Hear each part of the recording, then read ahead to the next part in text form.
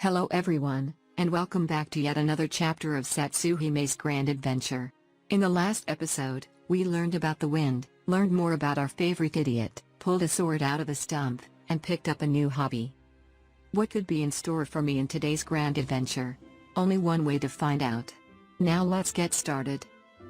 As stated before, I decided to pick up botany as a new hobby, and to make some gil when I get tired of other people's crap. I went around for a bit and whacked some trees with my brand new axe. Leveled up a bit and completed a few quests for my botany guild leader. After doing that for a while, I decided to pay my conjury guild leader a visit. We had a quick chat and I discovered that today's lesson will be learning about water element. I was given a flask of pristine water and I was to take it to the foot of a hedge tree that has been corrupted. So I did just that. And to nobody's surprise, once the water made contact with the tree, a tainted water sprite volunteered to be my next victim. Naturally, I took it up on that offer, and killed that fool. After that was done, I was to report to Hawthorne Hut and speak to this person, who explains that the water lesson involved a tree because obviously more than soil is needed to nourish the trees.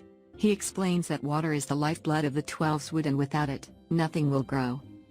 But too much of a good thing can be a bad thing, and it is important to remember nature's balance. He also warns not to use my powers to disrupt said balance. Teal dear, he's saying be mindful of nature's balance when performing my spells. During our talk, a man rushes in with urgent news, saving me from this boring-ass conversation. Apparently over in Jocelyn's Spire, a bunch of stags went apeshit and are kicking the ass of the pathetic soldiers that reside here in Gridania. Who would have seen this outcome coming? I rush up to the tower expecting to murder some irate stags, but instead I am asked to heal the wounded. What a letdown. I help with the healing and then am finally given permission to head to the battlefield. I make it to the site and who do I spot? It's Selfie, the magical idiot, who shows up to help the incompetent soldiers, or make things worse.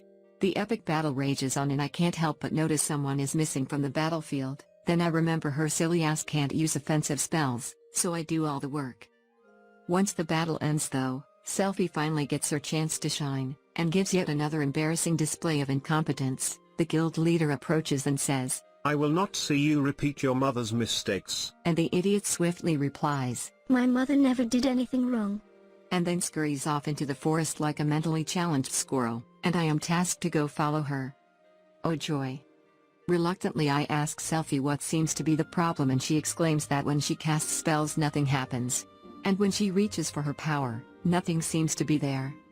Then suddenly, by some miracle of logic and reason, she draws the connection that her mother seemed to lose her power right before she croaked. She fears that the same will happen to her and asks to be alone to think about her situation. "Oh wait, please don't go," I say sarcastically. After that shit show, I go back to the guild and talk to the boss man. This time we are finally told the truth behind Selfie's plight. Her refusal to borrow from nature's bounty has deadly effects. The power of healing requires energy from somewhere, and in Selfie's case that energy stems from her own life force. I'm sure you can guess why this is a bad thing. The vital energies of mortals runs out eventually. Which is essentially what killed her mom, and is also what will eventually kill Selfie. That conversation aside though, he congratulates me on my mastery and understanding of the water element, and I learn a new spell called Fluidora. I also get a new wand and shield. At this point now my level is too low to do any more conjury quests, so I return to our friend Golfer to go do whatever stupid shit he had planned. He tells me of a dungeon known as Spirit Hold, that was nearly destroyed during the calamity. And some stupid ritual designed to return the dungeon back to the forest performed by a hero called the Rite of Returning. During said ritual, they were attacked by a towering shadow.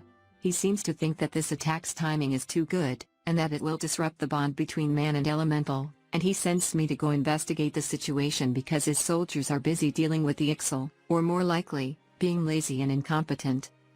I report to a man named Aliston, who gave me the lowdown on the situation.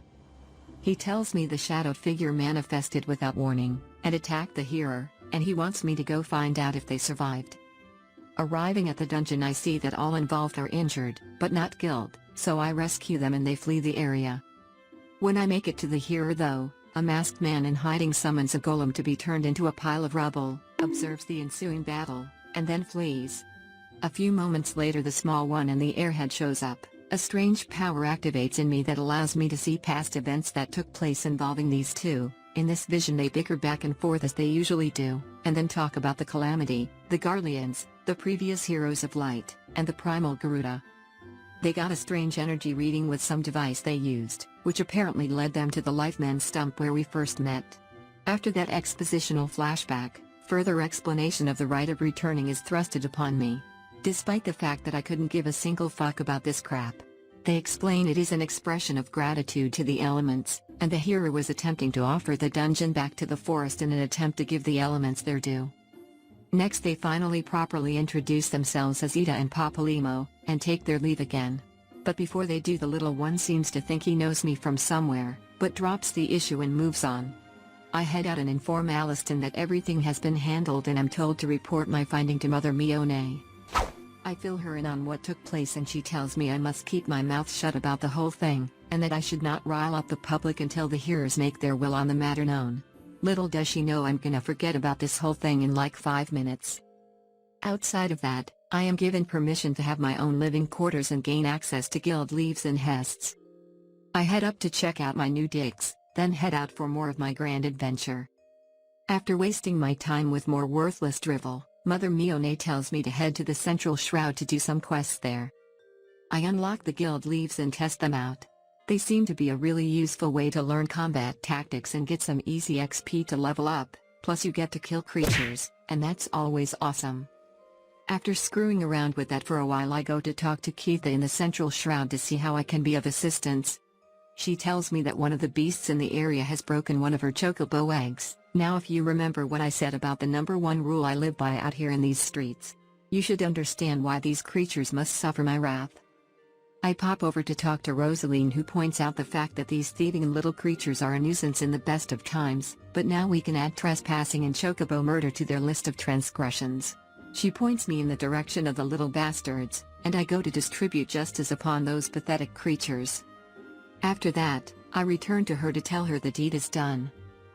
Then I speak to the cat lady next to her who has an extremely important task for me. She wants me to pick mushrooms off the giant tree leading to the cliff above, and deliver them to some idiot named Theodore, who's apparently afraid of heights. Oh yay, exciting stuff. After talking to Theo again, he tells me of a shadowy figure he thinks he spotted recently. I go report this to Rosaline, who seems to be skeptical of his claims, but tells me to investigate if I am so curious. I do just that, and spot an abandoned campsite and a worn leather bag with a chocobo brush and rosaling oil inside, suggesting that the one accused of messing with a chocobo was recently in the area. I go back and show her what I found, and she apologizes for being lax in their patrols and makes a firm stance to take further sightings more seriously. Naturally, I don't believe her, because the soldiers here suck at their jobs, and I leave to go talk to a few others about the incident. First Helmar, next Bernard, and finally this guy, who compliments me by calling me a compassionate adventurer and says there needs to be more women like me in the world, although if that was the case I would probably kill them, because there can only be one Satushime. He also tells me of a Lalafell peddler who claimed to have been attacked by large winged beasts, but claims that other than the hornets that reside here, he knows of no other flying creatures in this region. He tasks me to go investigate the claim, and inform the local patrols if the story checks out. Upon reaching the destination I find a fairly large vulture egg and a couple of violent vultures that attacked me on sight. So I killed me some yummy vultures to eat later with the egg I found. As instructed I go to let the local patrols know of what I found, and as usual, their incompetency is to blame for the vultures going unnoticed. Before I get a chance to run away because I had a feeling this moron was going to give me more busy work, I was asked to go find a woman who apparently is a hero of Gridania who is scheduled to board a boat to the mirror planks. According to the soldier, it's fairly common for those types to get absorbed into their work, and he basically wanted me to go remind her she had other shit to do. So off I went to locate the hero. Turns out she did forget about her other engagements, but not purposely. She tells me that the elements murmured of a malevolent presence in the vicinity of the Tamtara Deepcroft, whatever the fuck that is, and that she wanted to stick around a bit longer to identify the source of the elemental's distress. With that bit of new info, I tell the ferryman that they will need to postpone her trip until further notice, and they say okay, that's cool. Turns out that I showed up here at the exact perfect time to be sent on yet another errand to check up on a wagon that had been attacked nearby. It seems no one was hurt, but the cargo was abandoned and needed to be retrieved. Naturally, I go retrieve it because apparently the word no is not in my vocabulary. I go get and deliver the missing items to Keitha. There seemed to be a commotion over at the Chocobo stables again, so I pop over there to see what's up. Turns out that a prized Chocobo egg was actually stolen this time, not broken, because these people are horrible at protecting things that are important to them. And I am asked to interrogate some people in the area if they saw anything. After making several inquiries in the area, I return to the stable. Based on the information I brought him, he seems to think the thief is well versed in Chocobo breeding, and the culprit may hail from Ishgard. He further stresses me the importance of retrieving this egg, and sends me off to catch the thief before it's too late. Will we successfully retrieve the egg? Will these idiots wise up and stop letting people and creatures steal them? Are these questions an obvious indicator that I am ending this episode? Find out about all of this and more on the next part of Satsuhime's grand adventure. Once again, I am greatly humbled that you took the time to check out this week's video. I really hope you guys enjoyed it. Don't forget to share the video with all of the people you pretend to be friends with, but secretly hate. And also hit that like button and subscribe if you have not already. Have a craptastic day.